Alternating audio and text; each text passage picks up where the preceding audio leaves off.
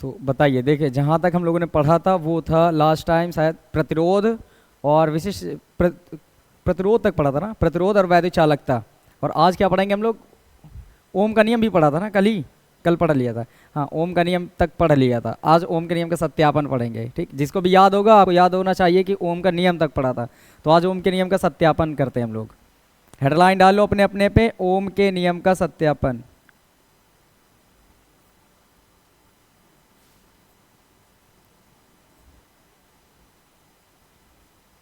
ओम के नियम का सत्यापन।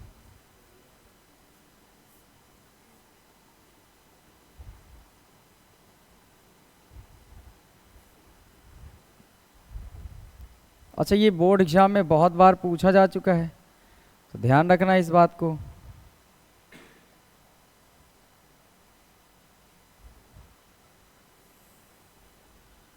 कि ये इम्पोर्टेंट एक डेरिवेशन है।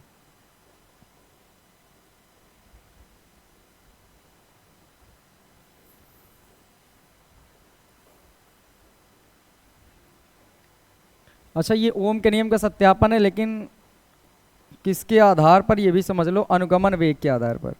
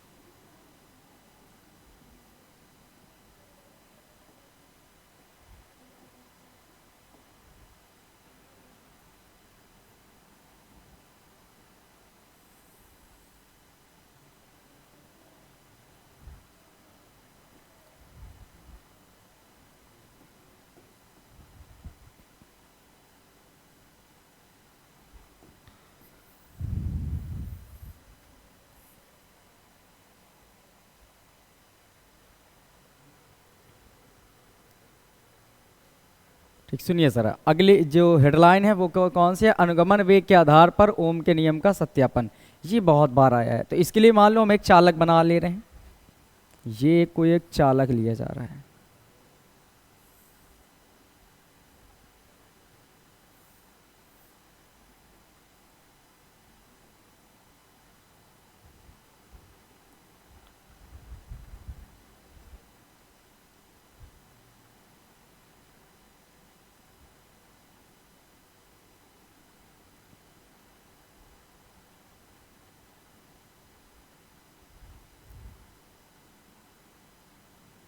और इसको एक बैटरी से कनेक्ट कर दे रहे हैं इधर से।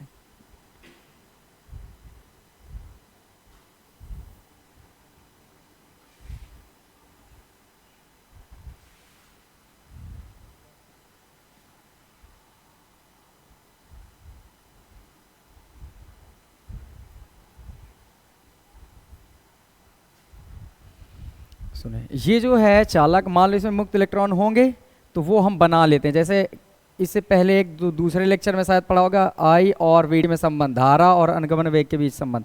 वहां पर ये मुक्त इलेक्ट्रॉन बनाए थे, यहाँ पर भी बना दे रहे हैं हम।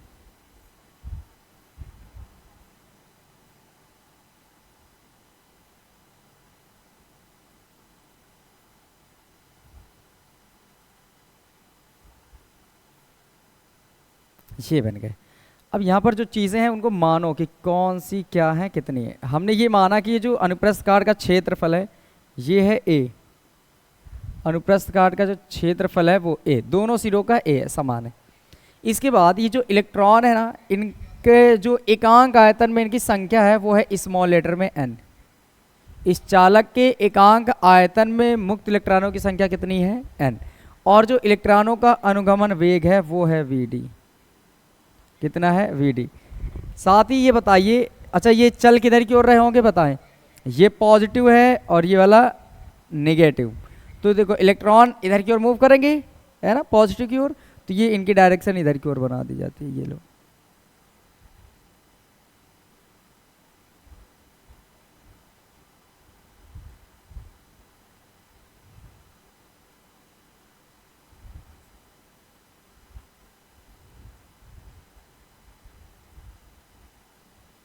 ये इधर की ओर मूव करेंगे, और कितने वेग से, वीडी वेग से। साथ ही मान लो इस चालक की जो लंबाई है वो है स्मॉल लेटर में एल।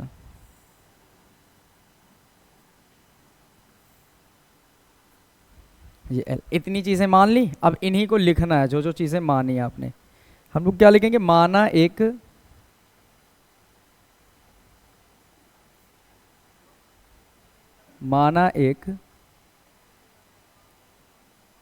चालक है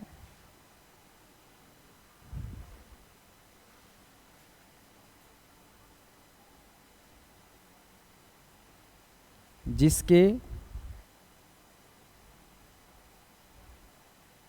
अनुप्रस्थ काट का क्षेत्रफल ए।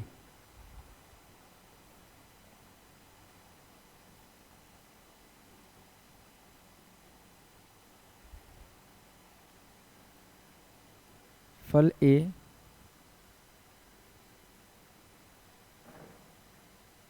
कॉमा एकांक आयतन में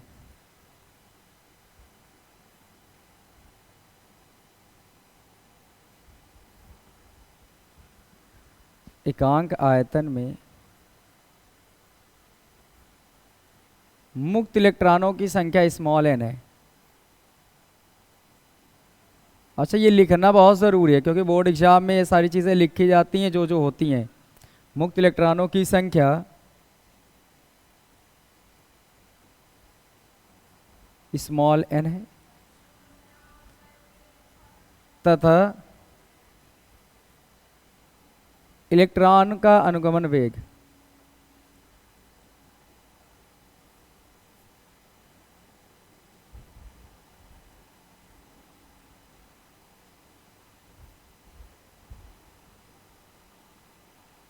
वीडी है, और चालक के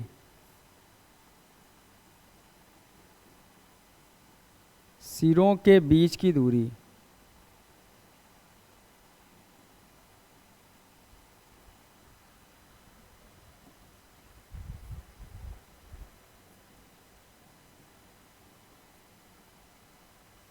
एल है। तब ये चीज़ें मैंने इतनी लिख दी। ये वो चीज़ है जो इस चालक में दिखाई गई हैं और वो हमें लिखनी होती, वो लिख दी गई।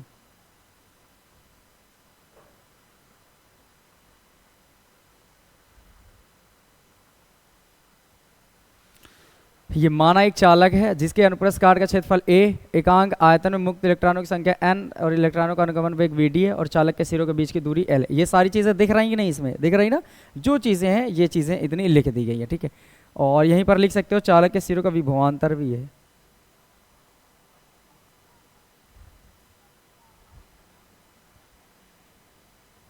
तथा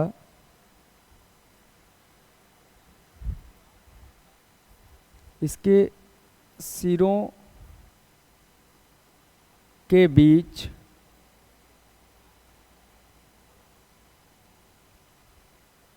विभवांतर भी है।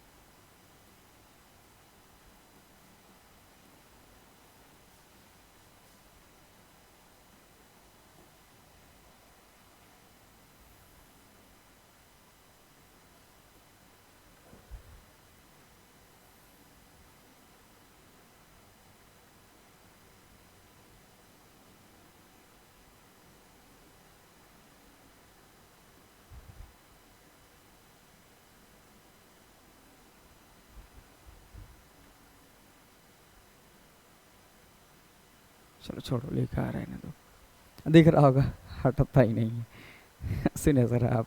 हाँ, तो अब यहाँ से हम लोग क्या लिखते हैं कि यदि टी समय में, अब यहाँ से स्टार्ट हो रहा है डेरिवेशन। यदि टी समय में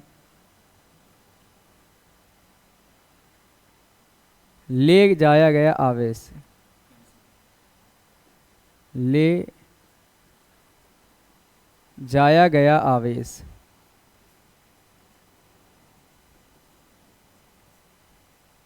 Q हो, तब चालक में प्रवाहित धारा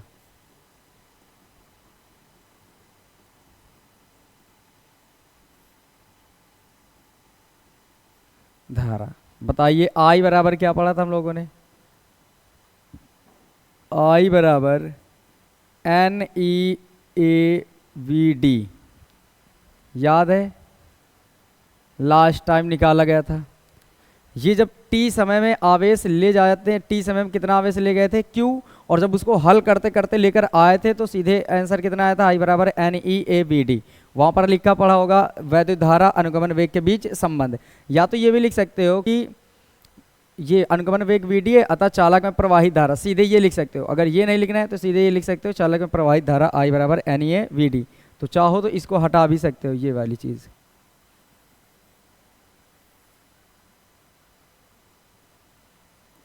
ये लो, यहां से तो समझ आ जाएगा आसानी से। इतना तो पढ़ा ही गया था, अब समझो जरा। अच्छा बताएं, धारा है, वैद्युत क्षेत्र होगा कि नहीं होगा? होगा। तो हम लिखते हैं चालक में,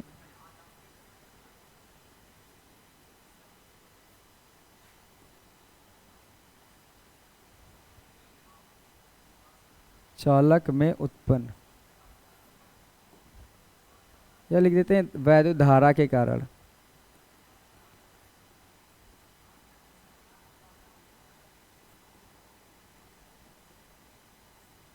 उत्पन्न वैद्युत क्षेत्र।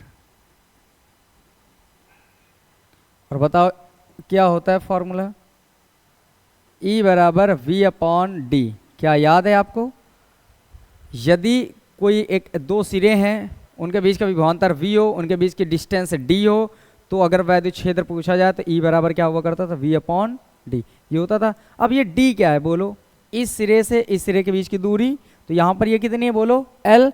तो जहाँ पर ये D यूज हो रहा है वहाँ पर हम लोग क्या यूज कर लेंगे बताइए? L।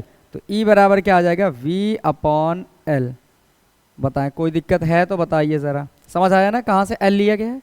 अब ये सोचो, अगर वैद्युत एक एक कॉन्सेप्ट बनाते चलो। पहले धारा हुई, वैद्युत क्षेत्र हुआ, वैद्युत क्षेत्र है तो वैद्युत बल होगा कि नहीं होगा? होगा। तो वैद्युत बल निकाल लेते हैं अब। तो इसको शिफ्ट कर दिया जाए।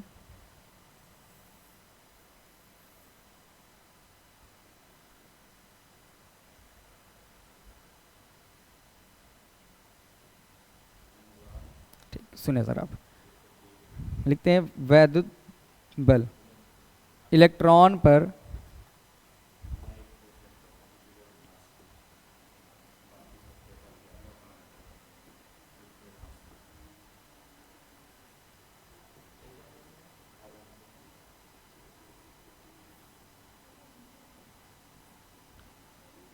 लगने वाला वैद्युत बल।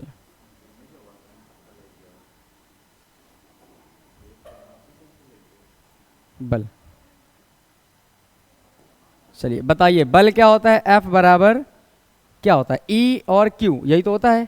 किस पर बल लगा रहे हो बताओ? इलेक्ट्रॉन पर लगने वाला बल निकालने, तो फॉर्मूला F बराबर होता है EQ। EQ सही लिखा गया। पर एक बात समझो जरा, यहां पर जो Q है वो किसका लिया जाएगा बोलो? इलेक्ट्रॉन का। और इलेक्ट्रॉन के आवेश किसके बराबर होता है? स्मॉल लेटर में E के बराबर। तो यहां से जो F की वैल्यू आएगी वो इसकी जगह में, Q की जगह में स्मॉल ई और ये कैपिटल E, तो स्मॉल E और कैपिटल E। या तो समझो यहीं से मैं चेंज कर देता हूँ।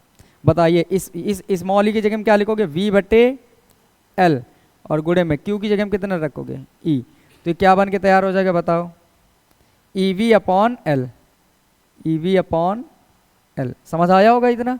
देखिए ये F बराबर EQ होता है। इलेक्ट्रॉन के लिए Q का मान कितना हो जाएगा? E। और यहाँ पर E की जगह ये V/L दिख रहा है, तो E की जगह V/L, Q की जगह में आ गया E, तो ये EV/ml बन गया। अब इसके बाद थोड़ा सा और बचेगा, है तो बहुत बड़ा लेकिन समझने के लिए थोड़ा सा आसान होगा। बस ठीक है, समझिए ज़रा फिर।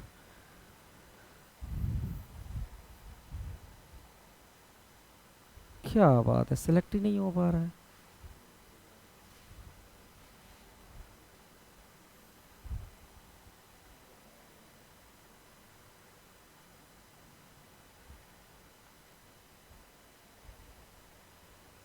ठीक है, दिख जाएगा, दिखेगा।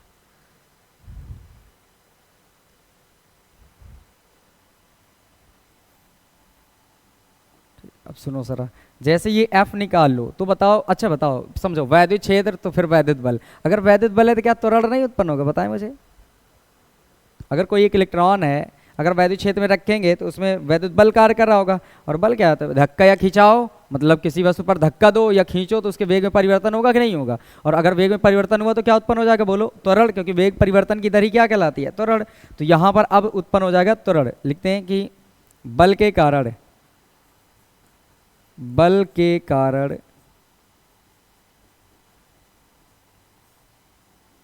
इलेक्ट्रॉन पर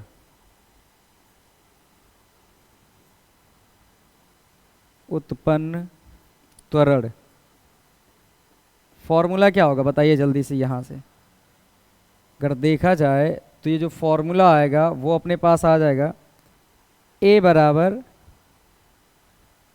F/m, यही फॉर्मूला होता है। ये फॉर्मूला आया कहाँ से, F बराबर ma पढ़ा है सभी ने। अगर ये A निकालना है तो m गुणे में इधर आएगा तो बटे में F/m, उधर क्या बचेगा A। समझ आया कहाँ से आया।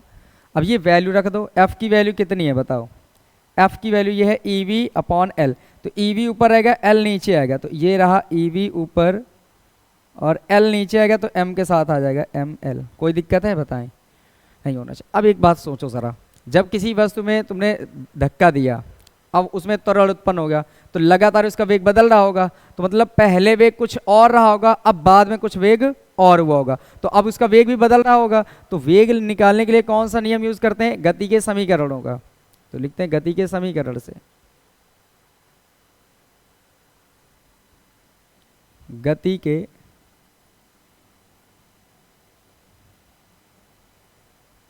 समीकरण से, और कौन सा, फर्स्ट लिख लो, गति के समीकरण फर्स्ट से। चलो लिखो, गति का पहला समीकरण कितने लोगों को आता है बताइए जरा। v बराबर होता है u प्लस ए टी, याद है सबको, v बराबर u plus A T, first year का है। अब सुनो, यहाँ से चीज़ें बदल जाएंगी। अब अगर मैं लिखूँ पहले इलेक्ट्रॉन के लिए, पहले इलेक्ट्रॉन के लिए तो v की जगह में क्या आ जाएगा बोलो, v1, u, समझना ये पहले का वेग है, तो पहले वेग कुछ और होगा तो मान लो u1 लिख ले रहे हैं। फिर त्वरण तो एक समान उत्पन्न हो रहा है, क्योंकि अगर वैद्युत क्षेत्र एक समान है, ये एक समान वैद्युत क्षेत्र, कैसा है, एक समान वैद्युत क्षेत्र, तो बल भी फोर्स अप्लाई हो रहा होगा, तो त्वरण कैसा उत्पन्न होगा, एक समान त्वरण उत्पन्न होगा। तो यहाँ पर त्वरण की वैल्यू a ही लिख के रहने देना। पर ये जो t है ये क्या है बताओ, टाइम है। पर ये जब टक्कर लगाते हैं, जब एक दो क्रमागत टक्कर होते हैं, तो जब उस समय इलेक्ट्रॉनों के लिए समय निकाला जाता है, तो क्या उसे श्रांति काल के नाम से नहीं जानते थे हम लोग, जानते थे, तो क्या वहां पर टी यूज करते थे, टाउ यूज करते थे, याद आ रहा होगा। तो टी को बदल देंगे हम लोग टाउ में, तो ये बन जाएगा टाउ 1। अगर मैं इसी प्रकार लिखूं,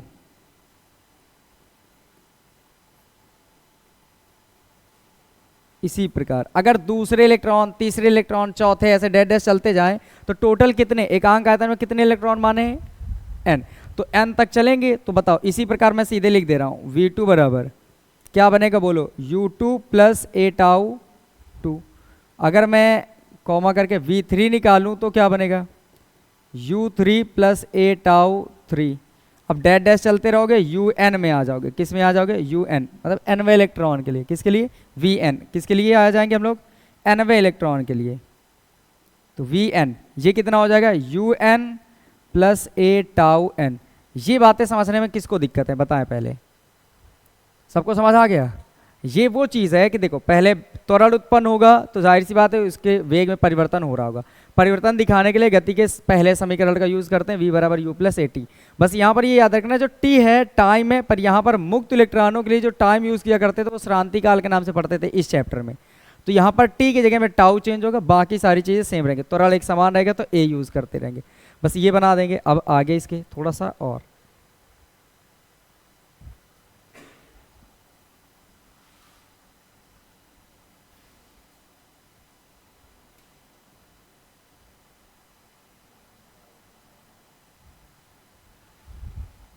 सुनिए जरा, लिखते हैं इलेक्ट्रॉनों का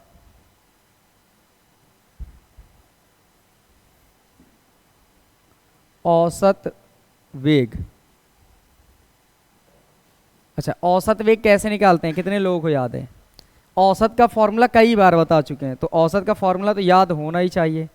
औसत का फॉर्मूला होता है वी एवरेज, और ये होगा V1 plus V2 plus V3 plus that that that dot dash, जितने हैं लास्ट में कितना है Vn। तो सबको ऊपर लिख दो प्लस में और उनकी संख्या नीचे लिख दो n। समझ आ रहा पूरी तरह से? अब आगे बढ़ो। फिर देखो V एवरेज, हाँ ये सुनो जरा, जब इलेक्ट्रॉनों के अलग अलग वेगों का एवरेज निकालते हो, वो जो निकल के आता है, वो जो एवरेज होता है वो अपवाह वेग के बराबर होता है। किसके बराबर होता है बताओ? अपवाह वेग, या फिर उसी को क्या कहते हैं, अनुगमन वेग। तो बताओ ये जो वी एवरेज है यही किसके बराबर है, बोलो? अनुगमन वेग के बराबर। तो इसी चीज को हम Vd से डिनोट कर लेंगे, Vd। समझ आ गया ना क्यों? अब V1 V2 V3 इन सब की वैल्यू यहां से ढूंढते हुए लिखते जाना। थोड़ा सा इसको मैं खिसका दूं इधर, कितना दिखेगा? दिख जाएगा। चलो, V1 की वैल्यू बोलो कितनी? U1 plus A tau 1, U1 plus A tau 1 plus U2 A tau 2 plus U3 A tau 3 plus that that dot dash UN plus A tau n।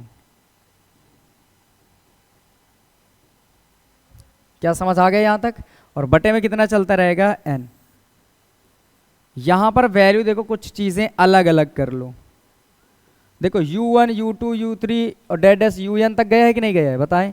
तो इन U वालों को अलग कर लो, U1 plus U2 plus U3 plus that dot dash कहाँ तक? UN। ये मैंने अलग कर लिया U वालों को। फिर क्या बचेगा बोलो? A tau 1 A tau 2 A tau 3 dot dot dash A tau n। क्या इन सभी में से आपको ए कॉमन नजर आ रहा है, बताइए? तो जब ए कॉमन होगा तो इससे ये टाउ 1, इससे टाउ 2 टाउ 3 डैट डैश कहाँ तक बचेंगे? टाउ n तक।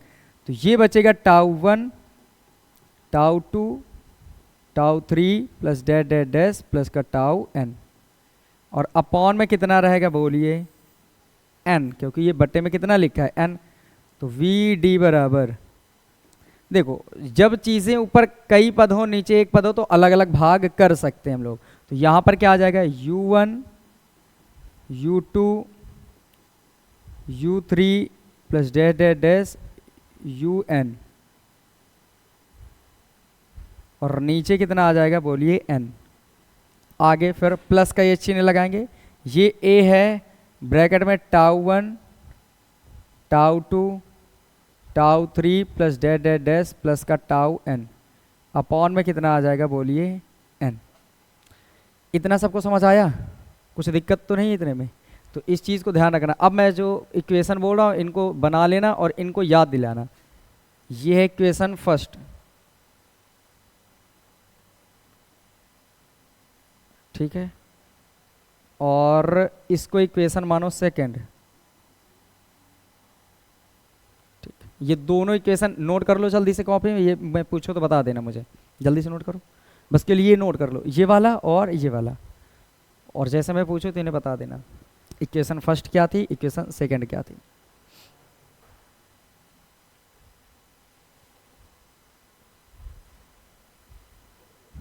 नोट कर लिया? किसी कोई भी नोट कर लो। नोट हुआ? ठीक, सुनो ज़रा, तो पेज चेंज कर दिया जाए, अब यहाँ से ऐड कर दें, हटे।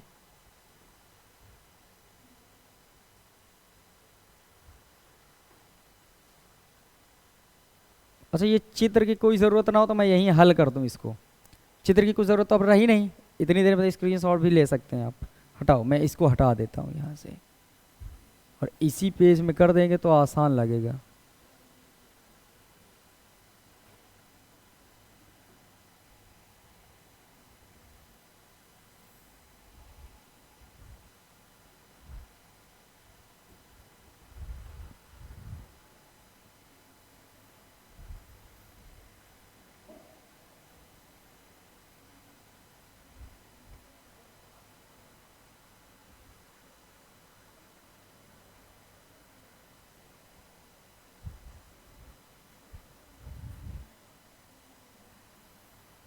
इसी पेज में करते रहे, बस 1 मिनट का टाइम दें मुझे।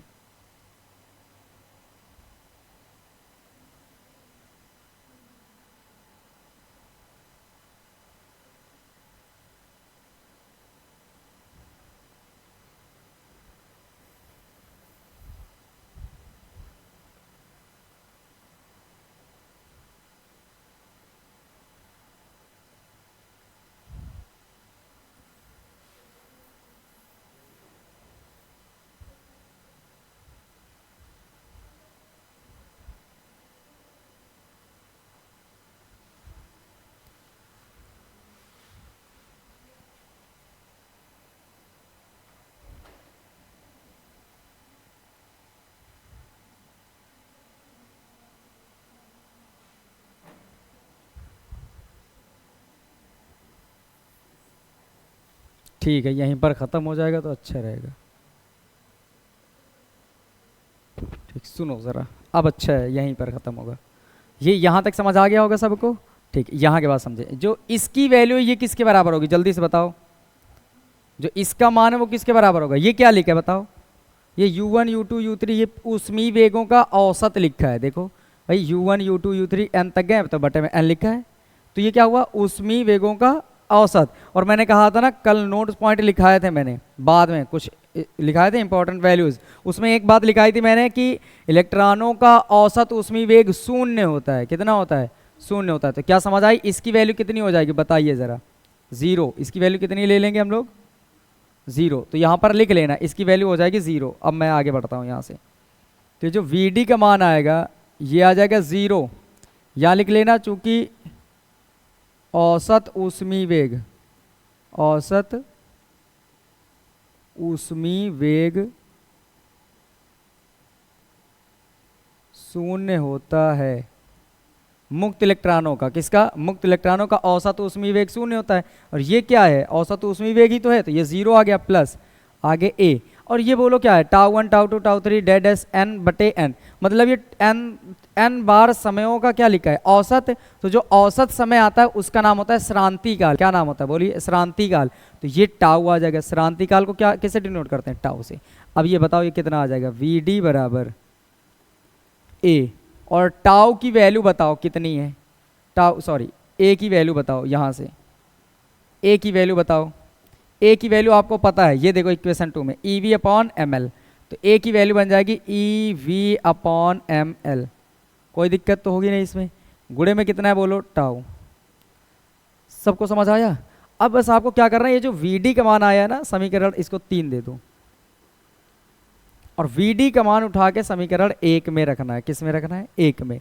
ठीक है, अब यहाँ पर लिखो कि समीकरण 3 से Vd का मान समीकरण 1 में रखने पर, समीकरण 3 से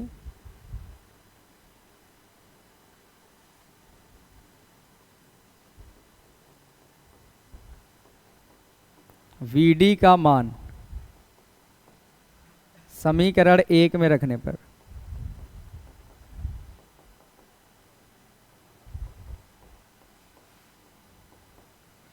रख देते हैं तो I बराबर कितना बन के आएगा बोलिए ज़रा? ये NeAVd, NeA। अब क्या आएगा बोलो? Vd ये है, दिख रहा है? तो Vd की वैल्यू ये लिखना है हमें। ये Vd दिख रहा है तो Vd की जगह में ये लिख लो। तो NeA तक लिखा और Vd की वैल्यू कितनी है? EV upon ml tau. आ गया समझ में? अगर मैं इसी को थोड़ा सा चेंजमेंट करूं तो देखो ये I बराबर कितना है? देखो ये n है, ये E और ये E मिलकर E² बना देगा। फिर ये A लिखा है तो A लिख लो, फिर ये टाउ लिखा है टाउ लिख दो, नीचे लिखा है ml तो नीचे लिख दो ml। गुणे में बचा क्या होगा बोलो? केवल V। आया समझ? देखिए ज़रा, ये n है, E और E मिलकर E², ये A और ये वाला टाउ, तो बचा ऊपर केवल V और नीचे ml था वो नीचे ml आ गया, तो ये वाला जो V है वो यहाँ लिख दिया। अब मैं ऐसा कर रहा हूँ, ये जो V गुणे में इधर आएगा तो बताइए किस में हो जाएगा? बटे में। तो बटे में करो इसको, I और आ जाएगा बटे में V। कोई दिक्कत किसी को बताओ? ये I ये गुणे में था, इधर आ गया बटे में, और इधर बचा गया क्या? NE² A tau upon ml। सही समझ आ रहा है सबको? इसको अपोजिट कर दो। वजह बताओ, किसके नियम का सत्यापन कर रहे हो? जल्दी से बोलो। और ओम के नियम में I बटे V होता है या V बटे I होता है? तो ये उल्टा लिखा है कि नहीं लिखा है? तो अपोजिट कर दो। तो बताओ ये क्या बनेगा? V बटे I। जैसे ही उल्टा करोगे तो ये ml ऊपर हो जाएगा और NE² टाउ नीचे आ जाएगा, तो ml upon NE² A tau. और ये जो चीज़ होती है ना, ये एक निश्चित ताप पर उसका प्रतिरोध के बराबर होते हैं। समझ गए? ये निश्चित ताप पर अगर किसी चालक को निश्चित ताप पर देंगे तो ये उसके नियत रहेगा। ये क्या रहेगा? नियत रहेगा। निश्चित ताप के लिए, किसके लिए?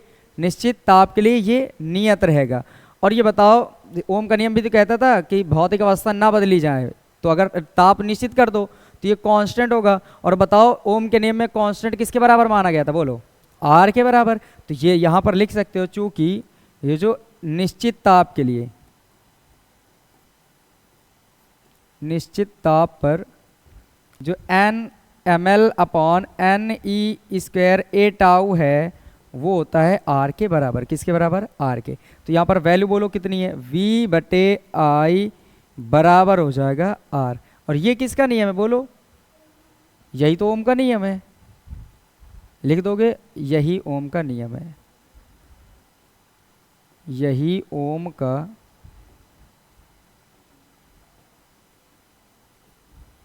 नियम है। क्या समझ आया पूरा? ये एक ही पेज में लिख दिया इस वजह से, ताकि बड़ा था ना तो इधर उधर करते तो बड़ी दिक्कत होती। अब मैं एक बार बहुत जल्दी से 1 मिनट में सब चीज़ें बता देता हूँ। देखो, सबसे पहले चालक में धारा I बराबर एन ई वी डी बनता है। ये हम लोग संबंध निकाल चुके थे। क्यों? क्योंकि जब अनुगमन वेग के आधार पर निकालो तो अनुगमन वेग का होना जरूरी है कि नहीं? तो फिर धारा का ऐसा फॉर्मूला लगाओ जिसमें अनुगमन वेग आता हो। धारा और अनुगमन वेग के बीच संबंध ये तो लिखा था, I बराबर N E A V D. ये कंप्लीट यहाँ तक। फिर सुनो, जैसे वैद्युत धारा होगी तो क्या वैद्युत क्षेत्र उत्पन्न होगा। तो वैद्युत क्षेत्र की तीव्रता E बराबर V अपॉन डी होता है। पर D जो डिस्टेंस होती है चालक के सिरों के बीच अपने पास क्या माना गया था बोलो?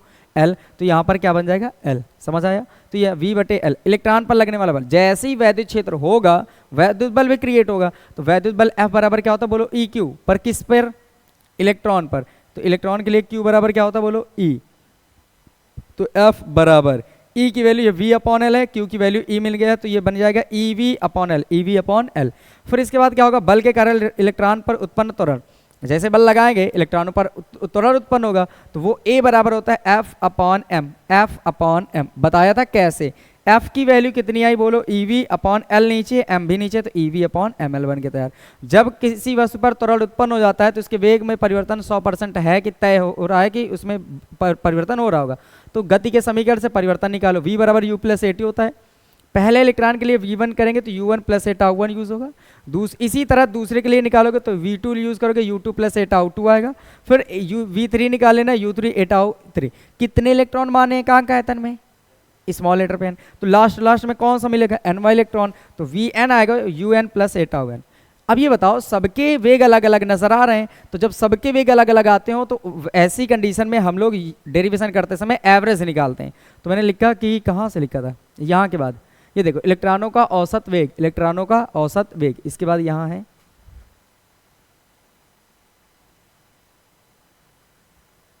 यहाँ इलेक्ट्रॉनों का औसत वेग V average, V1 plus V2 V3 डेडस Vn बटे n।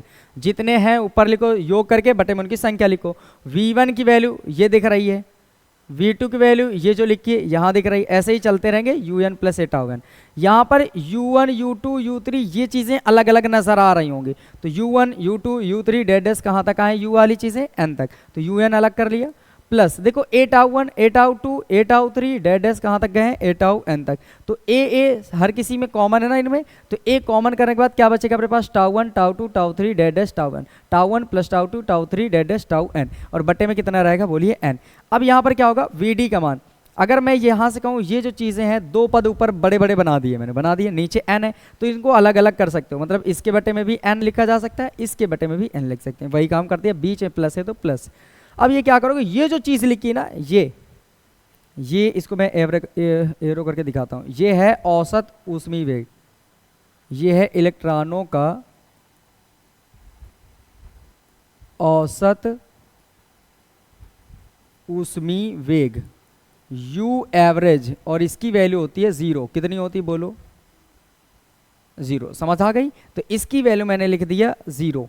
फिर ये क्या है? टाउ1 टाउ2 टाउ2, जो अलग अलग इलेक्ट्रॉन्स है ना, उनका जो समय लग रहा है टक्कर करने का, मतलब श्रांति काल। तो जब सभी अलग अलग इलेक्ट्रॉनों के श्रांति कालों का एवरेज निकालते हैं तो वो बन के आता है श्रांति काल टाउ। समझ गए कि एवरेज इतना है उसका, तो वो केवल बन के आ जाएगा टाउ। तो ये टाउ1 प्लस टाउ2 टाउ3 डेडस टाउ-n बटे n की वैल्यू कितनी बन जाएगी? टाउ।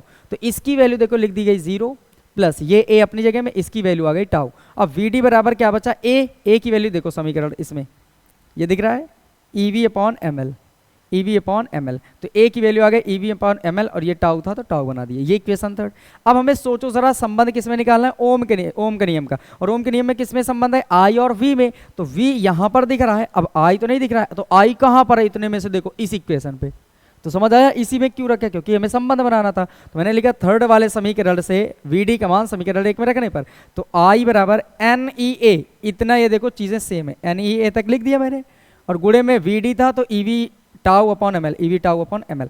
अब ये देखो ये N है अपनी जगह में, ये N अपनी जगह में, E और E मिलकर E स्क्वायर, ये A और ये टाउ, बचा V ऊपर तो गुणे V और नीचे ML, ये V गुणे में था इधर आएगा तो बताइए बट्टे में हो जाएगा, और ये बचेगा इधर ये पूरा।